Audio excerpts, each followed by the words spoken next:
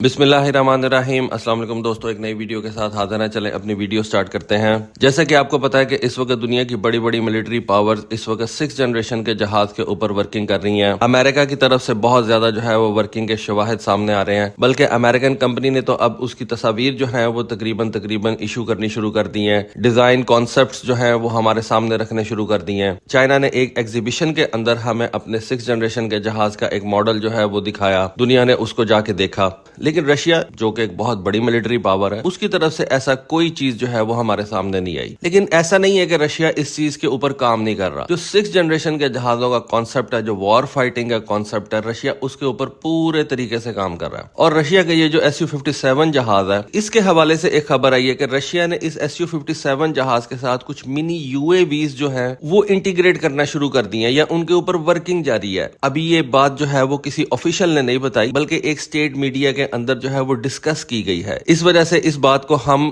Official نہیں کہہ سکتے، لیکن اس خبر کے مطابق Su-57 جہاز کے اوپر رشین ایئر فورس منی UAVs انٹیگریٹ کرنے کا پلان رکھتی ہے۔ اور یہ جو منی UAVs ہیں، اب یہ کتنے چھوٹے ہیں؟ بہت چھوٹے ہیں، میڈیم سائز کے ہیں۔ اس کے انٹرنل ویپنز وے کے اندر آ سکتے ہیں، اس کے بارے میں ابھی کوئی جو ہے وہ خبر نہیں دی گئی۔ اور کیا یہ جو UAVs ہیں یہ اس کے ونگز کے نیچے آ سکتے ہیں، اس کے فیوزلاج کے نیچے کسی ہارڈ پوائنٹ پہ لگائے جا سکتے ہیں؟ لیکن رشینز کا کہنا یہ ہے کہ یہ UAVs بیسیکلی 3 قسم کے کام کریں گے۔ یہ UAVs ایئر سٹرائکس لانچ کر سکیں گے، ہو سکتا ہے یہ کامیکازی ڈرونز ہوں۔ یہ UAVs جو ہے یہ الیکٹرانک وارفیئر کا کام کر سکیں گے۔ اس کے علاوہ یہ UAVs جو ہے وہ ریکونیسنس کا کام کر سکیں گے۔ اور یہ بھی بتایا گیا کہ ان UAVs کو Su-57 جہاز گروپس کے اندر جو ہے وہ ڈراپ کر سکے گا، اور پھر یہ UAVs انیمی ایئر ڈیفنسز کو توڑتے ہوئے دشمن کے علاقے میں آگے جا سکیں گے۔ اس سے Su-57 جہاز کی جو انڈیورنس ہے وہ بھی بڑھ جائے گی، زیادہ دیر تک وہ ہوا کے اندر رہ سکے گا، اور Su-57 جہاز کو خود سے کوئی مشن جو ہے وہ ایز سچ پرفارم نہیں کرنا پڑے گا۔ اگر اس نے کوئی ایئر سٹرائک لانچ کرنی ہے تو وہ ان UAVs کے ذریعے کرے گا۔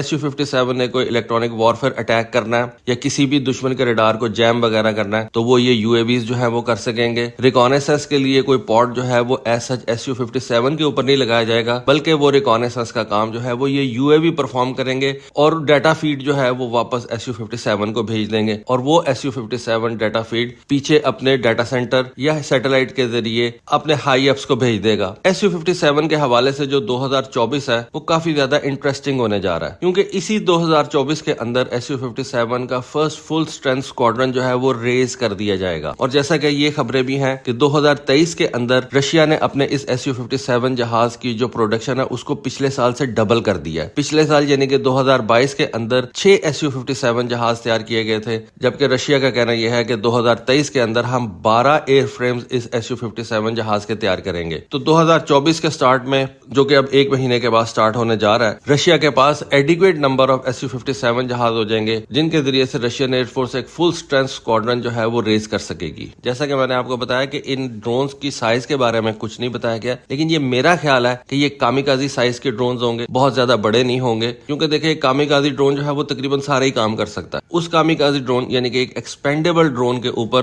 بارود لگا کے آپ اس سے ایئر سٹرائک لانچ کر سکتے ہیں، اس کے اوپر چھوٹا سا کیمرہ لگا کے اس سے ریکونیسنس کا کام لے سکتے ہیں۔ کامیکازی سائز کے ڈرون کے اوپر آپ کوئی چھوٹا سا الیکٹرانک وارفیئر اکوپمنٹ لگا کے دشمن کی کمیونیکیشن کو ڈسرپٹ کر سکتے ہیں، اس ایریا کے اندر سگنلز کو جیم کر سکتے ہیں۔ تو ایک چھوٹا سا ڈرون بھی جو ہے وہ یہ سارے کام لمیٹڈ حد تک جو ہے وہ کر سکتا ہے، یا ایٹ لیسٹ آپ کہتے ہیں کہ رشیا نے اس پورے کانسیپٹ کے اوپر کام شروع کر دیا، اور یہ سارا کانسیپٹ Su-57 جہاز کو ایک ڈرون کیریئر کے طور پہ جو ہے وہ ہمارے سامنے لے کے آئے گا۔ آپ کو یاد ہوگا چائنا نے بھی اپنے J-20 جہاز کا ایک ڈوئل سیٹ ویریئنٹ جو ہے وہ نکال دیا ہے، اور ڈوئل سیٹ ویریئنٹ نکالنے کا مقصد ہی یہ ہے کہ جس سے ہم سمجھ سکتے ہیں کہ چائنا جو 6 جنریشن کے جہاز کے اوپر کام کر رہا ہے، جس طرح سے ایک WSO ہوتا ہے جس کو ہم ویپنز آفیسر بولتے ہیں، اور اگر آپ نے اپنے 6 جنریشن کے جہازوں کے ساتھ ان ڈرونز کو کنٹرول کرنا ہے تو پائلٹ کے ساتھ ساتھ آپ کو ویپنز آفیسر کی بھی ضرورت پڑے گی۔ تو اس کے اوپر چائنا بھی ورکنگ کر رہا ہے۔ اب کیا رشیا اپنے Su-57 جہاز کے اندر صرف ایک سیٹ والے پائلٹ کے ساتھ ہی یہ سارے کام کر لے گا؟ یہ تو ابھی ہم کچھ نہیں کہہ سکتے، کیونکہ ابھی یہ صرف کانسیپٹ ہمارے سامنے آیا ہے۔ رشیا اس کو ایگزیکیوٹ کیسے کرے گا یہ آنے والا وقت بتائے گا، یا یہ ایک اور طریقہ بھی ہو سکتا ہے کہ جس طرح سے امریکنز جو ہیں وہ کرتے ہیں۔ امریکہ نے ایک گریملن پروگرام جو ہے وہ شروع کر رکھا ہے، جس کے تحت ڈرونز جو ہیں ان کو لانچ بھی C-130 جہاز کے ذریعے سے کیا جاتا ہے، اور C-130 جہاز ان ڈرونز کو جو ہے وہ ریکور بھی کر لیتا ہے. یہ بھی کام رشیاز کر سکتے ہیں کہ Su-57 جہاز اپنے پورے اسٹیلتھ موڈ کے اندر دشمن کے ایریا کے نزدیک جائے اور اس کا کوئی IL-76 یا IL-78 transport year craft drones کو ساتھ لے کے جائے اور ڈرونز کو وہ دشمن کے ایریا کے نزدیک جا کے لانچ کر دے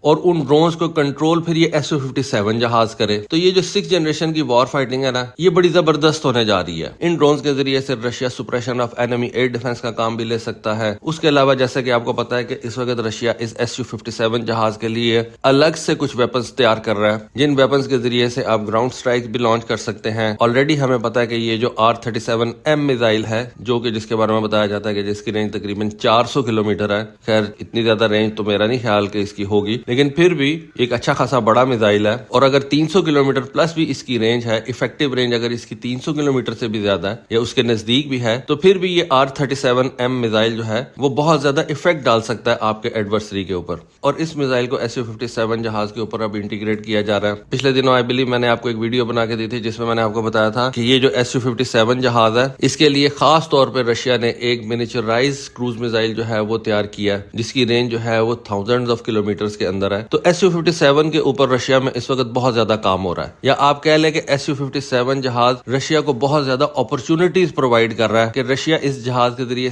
سے نئے ویپنز جو ہے وہ تیار کرے اور اپنی ایئر وارفیئر کے اندر جدت لے کے آئے. پھر ہم نے یہ بھی سن رکھا ہے کہ اس Su-57 جہاز کے اوپر ایک نیا کمیونیکیشن سوٹ جو ہے وہ انسٹال کیا جائے گا اور اس Su-57 جہاز کے اوپر کچھ نئے ڈیٹا لنکس اور ریڈار ابزاربنٹ فائبر گلاس ٹیکنالوجیز جو ہے وہ اس کے اوپر اپلائی کی جائیں گی. تو جیسے کہ میں نے آپ کو بتایا نا کہ Su-57 کے اوپر رشیا میں بہت زیادہ کام ہو رہا ہے، کیونکہ یہ Su-57 جہاز رشیا نے تیار تو کر لیا تھا لیکن اس کو پورے طریقے سے انہوں نے یوٹیلائز نہیں کیا. اور اب جبکہ یوکرین کی جنگ کو 2 سال ہو چکے ہوئے ہیں، جنگ کے اندر آپ بہت زیادہ کچھ سیکھتے ہیں. تو جو لیسنز اس وقت رشیا نے جنگ کے اندر سیکھے ہیں، آئی بلیو کہ اب وہ ان Su-57 جہازوں کے اوپر جو ہے وہ کانسیپٹ سارے اپلائی کر رہا ہے. اور ان کانسیپٹس کے اندر اس Su-57 جہاز کے ساتھ ڈرونز کی انٹیگریشن بھی شامل ہے. دیکھیں میں آپ کو ایک بات بتا دوں، ہر چیز کو آپ امریکہ اور چائنا کے لینس سے مت دیکھیں. یہ میں کیوں کہہ رہا ہوں؟ کہنے کا مقصد یہ ہے کہ امریکہ کی وار فائٹنگ بالکل علیحدہ سے ہے، چائنا کی وار فائٹنگ ہو سکتا ہے بالکل علیحدہ سے ہو، رشیا کی وار فائٹنگ ہو سکتا ہے بالکل ہی علیحدہ سے ہو. ضروری نہیں ہے کہ یہ سارے ایک دوسرے کی کاپی کر کے